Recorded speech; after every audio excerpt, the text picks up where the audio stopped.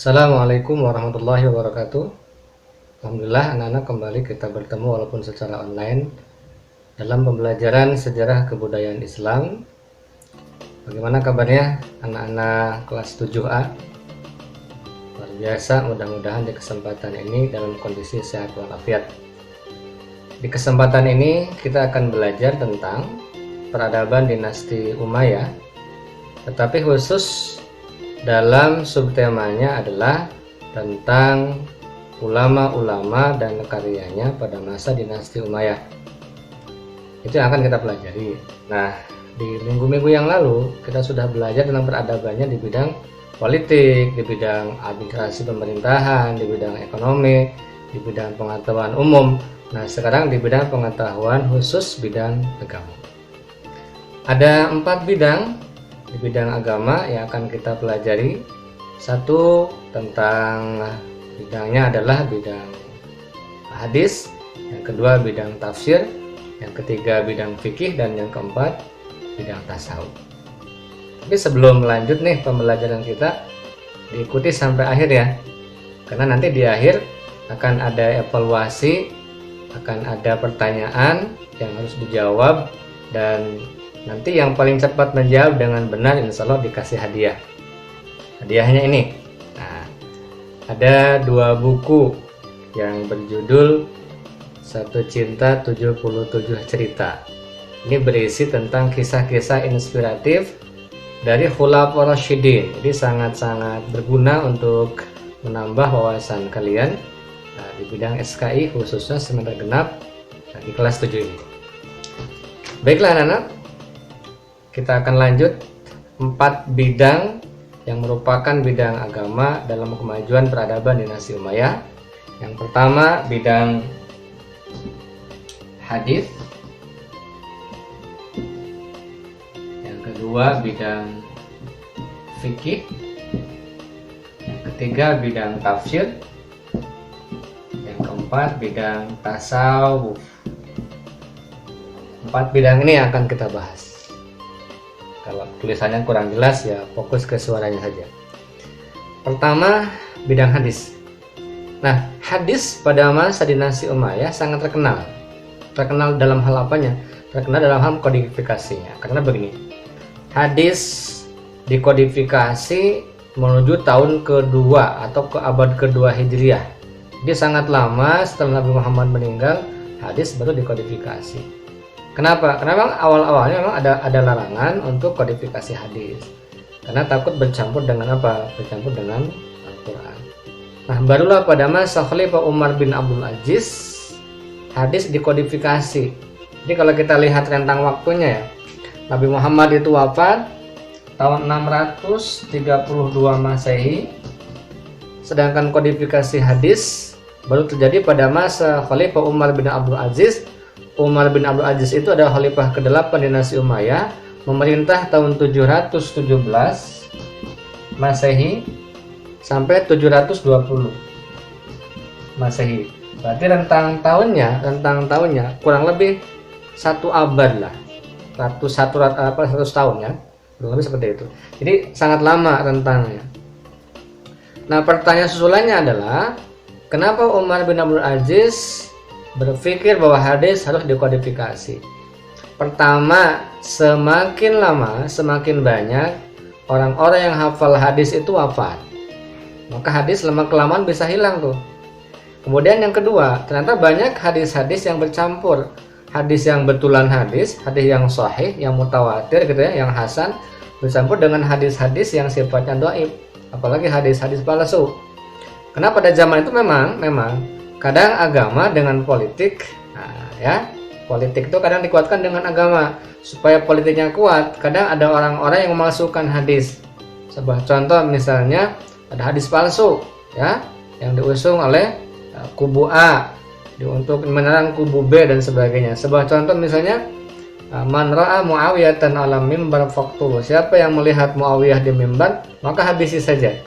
Itu kan sangat-sangat di luar nalar kita. Itu hadisnya hadis palsu. Maka Umar bin Abdul Aziz berpikiran ya hadis sangat penting untuk dikodifikasi. Maka Umar bin Abdul Aziz kemudian memerintahkan ulama-ulama yang ada di bawahnya, Siapa yang paling terkenal dalam sejarah? Yaitu Abu Bakar Muhammad Ibnu Syihab Az-Zuhri, yang kita kenal dengan Ibnu Syihab Az-Zuhri. Dia yang berjasa untuk mengkodifikasi hadis, mengkodifikasi atau membukukan ribuan hadis. Walaupun setelah jadi, setelah terkumpul, tidak bisa disaksikan oleh Khalifah Umar bin Abdul Aziz. Kenapa? Karena Khalifah Umar bin Abdul Aziz wafat, ya, mendahului sebelum kiprah kodifikasi hadis itu selesai. Jadi ini hadis, ya. Memang pada masa-masa sebelumnya, memang para sahabat sejak zaman Nabi Muhammad sudah ada yang mengumpulkan hadis, tapi kan hanya pribadi, karena ada larangan. Kemudian para tabi'in juga sama, mengumpulkan hadis, tapi untuk pribadi. Jadi kodifikasi secara sah, kodifikasi secara legal begitu, jadi pada masa Khalifah Umar bin Abdul Aziz. Ini poin kita kalau kita membahas bidang hadis pada masa Umar bin Abdul Aziz. Kita lanjut supaya cepat nih. Yang kedua, kemudian peradabannya adalah bidangnya bidang fikih. Pada masa dinasti Umayyah, peradaban bidang fikih dibagi ke dalam dua kelompok besar. Yang pertama, fikih ahlul ra'yu. Nah, yang kedua, fikih ahlul hadis. Kenapa ada pembagian begini? Karena yang namanya fikih, sebuah ilmu yang akan merancang dan memutuskan sebuah perkara menjadi sebuah hukum taklifi, ya, hukum yang 5. Apakah itu hukumnya wajib, apakah itu haram, apakah itu sunnah, atau makruh, atau mubah. Ini hadis. Nah, mereka terbagi dalam dua kelompok besar. Satu ahlul ra'yu. Ahlul ra'yu itu kelompok-kelompok ulama hadis yang menentukan sebuah hukum lebih cenderung dengan menggunakan logika, dengan menggunakan akalnya. Di mana tempatnya? Secara geografis, ahli-ahli tokoh bidang hadis, bidang fikih tersebut berada di wilayah Irak. Jadi Irak adalah basisnya ahlul ra'yu. Nah, kemudian bagaimana dengan ahlul hadis? Ahlul hadis itu adalah orang-orang atau ulama fikih, para fuqaha yang dalam menentukan hukum menggunakan hadis. Kalau tidak hadis menggunakan asar. Asar itu adalah pendapat-pendapat dan perilaku para sahabat yang sudah berjalan sesuai dengan petunjuk Nabi Muhammad SAW. Itu adalah ahlul hadis. Di mana mereka? Mereka kebanyakan berada di wilayah Hijaz. Jadi ada dua tempat, ya. Dua tempat. Justru antara kelompok ahlul ra'yu di bidang fikih dengan ahlul hadis adalah saling melengkapi. Sebab yang namanya menentukan sebuah hukum dengan logika, dengan akal, dengan ra'yu, itu kan sudah ada sejak zaman Nabi Muhammad SAW ketika Mu'ad bin Jabal diperintahkan, diutus ke Yaman, gitu kan, menjadi seorang qadim, menjadi seorang hakim. Ditanya oleh Rasulullah, wahai Mu'ad, ketika nanti akan menentukan sebuah hukum, kemudian dalam Al-Quran tidak ada dasarnya, kemudian pakai apa? Mu'ad menjawab, pakai hadis. Kalau di hadis tidak ada, menggunakan apa? Maka saya akan menggunakan akal saya. Itu adalah sebuah ijtihad. Ijtihad maknanya menggunakan logika. Maka dikenallah ahli fikih, ada namanya ahli fikih, namanya ahlul ra'yu. Ini yang kedua fikih. Lanjut yang ketiga, ya. Yang ketiga adalah bidang tafsir. Nah, tafsir kita tahu betul bahwa tafsir ini di MTS tidak diajarkan. Yang diajarkan kan hanya Al-Qur'annya, tapi ulumul Qur'annya tidak. Yang diajarkan hanya hadisnya, tapi ulumul hadisnya juga tidak. Apalagi tafsir. Tafsir belum diajarkan di madrasah sanawiyah. Maka nanti silakan kalian lanjut, ya, sampai ke perguruan tinggi S1, S2, S3, sehingga akan mendapatkan ilmu-ilmu yang tidak didapatkan atau belum didapatkan ketika di madrasah sanawiyah. Termasuk ini ilmu tafsir. Ilmu tafsir adalah ilmu yang membedah Al-Quran sehingga maknanya lebih dalam dan lebih mudah dipahami oleh masyarakat umum, oleh masyarakat kaum muslimin saat itu. Kenapa ini penting? Karena pada masa dinasti Umayyah, ya, kan Nabi Muhammad tuh 23 tahun berdakwah. Apapun yang tidak diketahui atau tidak dimengerti oleh para sahabat ditanyakan langsung kepada Muhammad, bisa dijawab. Kemudian para sahabat ketika masa Khulafaur Rasyidin kurang lebih 30 tahun kan, Abu Bakar 2 tahun, Umar bin Khattab 10 tahun, Utsman bin Affan 12 tahun, kemudian Ali bin Abi Thalib 5 tahun, kurang lebih 29 tahun sekian bulan, dibulatkan 30 tahun. Mereka pun bisa bertanya kepada para khalifah, karena saat itu para khalifah sekaligus pemimpin politik juga pemimpin agama. Tetapi pada masa dinasti Umayyah, ketika kekuasaannya lebih panjang lagi, kurang lebih 90 tahun, maka mereka harus bisa memahami Al-Quran dengan apa? Maka metode-metode yang digunakan adalah dalam hal tafsirnya, kebanyakan adalah tafsir bil ma'thur, menafsirkan Al-Quran dengan hadis-hadis Nabi Muhammad SAW. Dan ini sudah berkembang, ya. Nanti untuk kalian untuk lebih bisa mendalami secara detail, bisa kalian baca jadi dalam buku, ya. Dalam buku siswa mulai halaman 184 sampai 187 itu bisa kalian baca, pahami secara detail. Karena di video ini hanya semacam garis besar saja. Lanjut sekarang yang keempat. Yang keempat adalah tasawuf. Nah, tasawuf juga anak-anak tidak diajarkan di Madrasah Sanawiyah. Maka perlu ada sedikitnya pemahaman. Kalau ulama-ulama di bidang hadis, maka bisa dikenal dengan muhaddisin. Dia ahli hadis, ulama hadis. Kalau ulama-ulama di bidang fikih, maka mereka dikenal dengan fuqaha, para ahli fikih. Kalau misalnya mereka ahli di bidang tafsir, maka mereka dikenal dengan mufassir, ahli-ahli tafsir Al-Quran. Nah, kalau mereka ahli atau sangat-sangat terkenal di bidang tasawufnya, maka mereka disebut dengan ulama sufi. Mereka adalah kaum sufi. Nah, di MTS tafsir tasawuf belum diajarkan, sebab ilmu-ilmu seperti ini adalah ilmu-ilmu yang memerlukan kedewasaan pemikiran, pematangan pemikiran.